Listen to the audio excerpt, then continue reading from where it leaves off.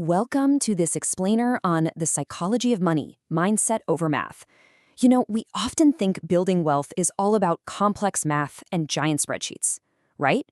Well, today we're going to see why it actually has very little to do with how smart you are and almost everything to do with how you behave. Let's just dive straight into this with a pretty wild story. We're looking at a serious contrast here. On one side, we have Ronald Read. He was a quiet, totally unassuming guy who spent his entire life fixing cars and sweeping floors at a local gas station. Just a completely everyday, normal guy. Now flip that over to Richard Visconti. Harvard-educated, absolute financial genius, climbed the corporate ladder to become the vice chairman of a massive multinational firm.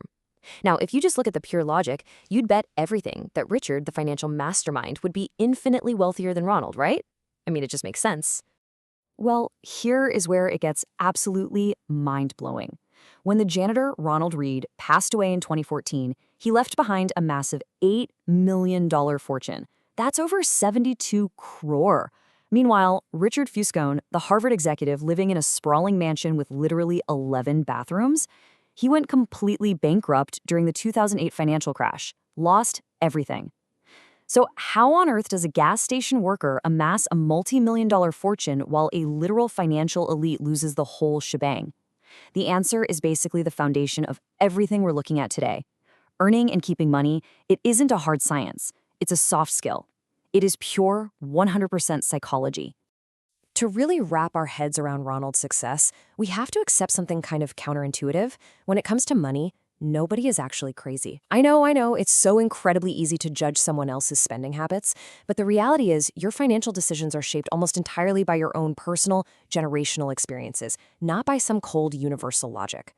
Think about it. If you were born in the 1970s, you grew up watching the stock market absolutely explode, going up tenfold. But if you were born in the 1950s, you just saw a dead, stagnant market for years. If you started investing recently, say after 2019, you've mostly seen a booming market. But if you had everything on the line in 2008, you lived through a terrifying, life-altering crash. We all make our choices based on the very specific lens of our own lived history. And that brings us to two massive, but honestly mostly ignored forces in our financial lives: luck and risk. We absolutely love attributing all success to hard work. But let's look at Bill Gates for a second. Yes, obviously he's a brilliant guy, but he was also incredibly lucky. In 1968, virtually nobody had access to a computer, but his specific high school did. That stroke of pure luck gave him a gigantic head start. Now, on the flip side, consider his close friend from those days, Kent Evans. By all accounts, Kent was just as smart, maybe even smarter than Bill Gates. But Kent tragically died in a mountaineering accident before he even graduated. Gates experienced this 1 in a million stroke of positive luck, while Evans was hit by a 1 in a million stroke of devastating risk. We've kind of got to respect that not all success is due to hard work, and not all failure is due to laziness. So, if we can't control luck, what do? How do we actually build wealth? Well, to uncover the real secret here, let's look at the most famous investor on the planet, Warren Buffett. I want you to imagine his entire net worth is represented by exactly $100 today. Okay? How much of that $100 do you think was generated after his 65th birthday? Seriously, take a guess. A lot of people think maybe half, maybe $60. Let's take a look at the actual breakdown. Out of that $100, a staggering $95 was made after he turned 65. Let that sink in. Only $5 came from all those decades before. That right there is the absolute magic of compounding in action. We constantly call Buffett a genius investor, but his true superpower, it's just endurance. He is phenomenal at waiting. Kind of like our janitor, Ronald Read, who just patiently let his small investments sit and grow for 42 years. Building wealth doesn't require a Harvard degree, guys. It requires time and the extreme discipline to just leave your money alone. Now, this brings us to a pretty stark reality. Getting money and keeping money are two completely different skills. Think about it. To get wealthy, you need optimism. You gotta hustle, put yourself out there, take calculated risks. But staying wealthy, that requires the exact opposite. It requires extreme frugality, a healthy dose of paranoia, and this constant lingering fear that what you've built could be ripped away at any moment. Richard Fuscone, the Harvard executive, was clearly brilliant at getting wealthy, but he entirely lacked the skills needed to actually keep it.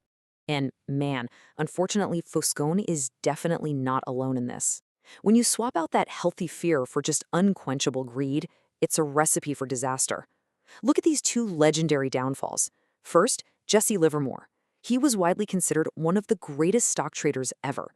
During the horrific 1929 market crash, he actually made a staggering $100 million. But because he literally couldn't stop taking wild, swinging risks, just 4 years later he lost every single penny, went completely bankrupt, and tragically took his own life. Then there's Rajat Gupta, former CEO of McKinsey. Also had a net worth around $100 million, but $100 million wasn't enough. He desperately wanted to be a billionaire. So what did he do? He resorted to illegal insider trading. He risked a flawless reputation and immense wealth, got caught, and went straight to prison. Both of these guys risked what they already had and needed for stuff they absolutely didn't have and didn't need. Now, if the sheer thought of having to invest perfectly terrifies you, honestly, take a deep breath. Because you can actually take a lot of comfort in this next point. You can be wrong half the time and still make an absolute fortune. This is the power of what we call tail events. Basically, a tiny, tiny percentage of events drive the vast majority of outcomes. Look at the famous art collector Heinz. He bought loads of terrible, virtually useless paintings. Honestly, 99% of them were bad investments. But he found one Picasso, and that single painting made him incredibly rich. Even Warren Buffett has invested in over 400 different companies, but almost all of his immense wealth comes from maybe 10 of those decisions. You absolutely do not have to be perfect. You just have to survive long enough, making steady choices until those rare, massive winning moments inevitably roll around. So let's take a step back. Why do we even want all this money in the first place? For a lot of us, if we're being honest, it's to gain respect and admiration. But that leads straight into a really fascinating trap known as the man in the car paradox. Imagine someone drives past you in a roaring, sleek Ferrari. Be honest, you rarely ever look at the driver and think, wow, that person is so cool and successful. No, you look at the car and you imagine yourself in the driver's seat. The paradox is that the guy driving the Ferrari bought it because he wants you to admire him. But in reality, showing off visible wealth mostly just feeds your own ego. It completely fails to generate any genuine respect from the people watching. True respect is earned through humility, not by flashing luxury purchases. And when you finally escape that desperate need to show off, you can start building something infinitely more valuable, a margin of safety. Life, as we all know, is wildly unpredictable. Very few people saw the 2008 crash coming, or any of the massive global shifts we've dealt with lately. If you are living right on the edge of your income, just one unpredictable event can wipe you completely out, just like it did to our Harvard executive. You have to build a buffer. And when the market inevitably drops, you've got to reframe it. Treat that downturn as a necessary fee for investing, rather than a fine for making a mistake. Think of it like going to an amusement park. You don't get angry at the price of the admission ticket, right? Well, market volatility is simply the price of admission for long-term compounding. Really, this whole thing boils down to one elegantly simple equation. Wealth equals income minus ego. It's that simple, and it proves exactly why our gas station worker died incredibly rich and the elite executive died flat broke. Ronald Read kept his ego at absolutely zero, and because his ego was zero, his savings were able to reach their maximum potential.